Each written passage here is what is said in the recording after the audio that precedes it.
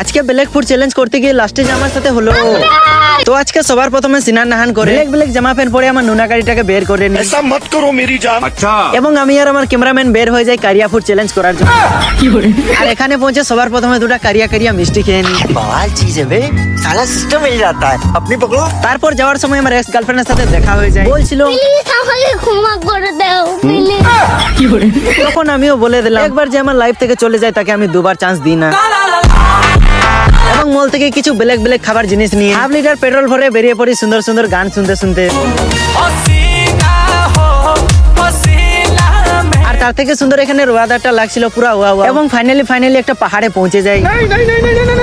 ডর সবার লাগে, গলা সবার শুকায়, তাই কোল্ড ড্রিঙ্ক খেয়ে গলা ভিজিয়ে নিলাম এবং 500 স্পিডে পাহাড়ের উপর চলে গেলাম। আর পৌঁছে কেক খেয়ে আবার নেমে গেলাম, কারণ এদিকে একটা ময়ূর দেখতে পেলাম। হ্যাঁ, চলতে চলতে তো অনেক ময়ূর দেখেছো, আজকে উঠতে উঠতেও দেখে না। এবং নেক্সট পলাশ গাছে উঠে ব্ল্যাক বিস্কুট খায় চ্যালেঞ্জটা কমপ্লিট করে দিলাম। আর হ্যাঁ, যেতে যেতেই কমেন্ট করে জানিও নেক্সট কি চ্যালেঞ্জ করা উচিত।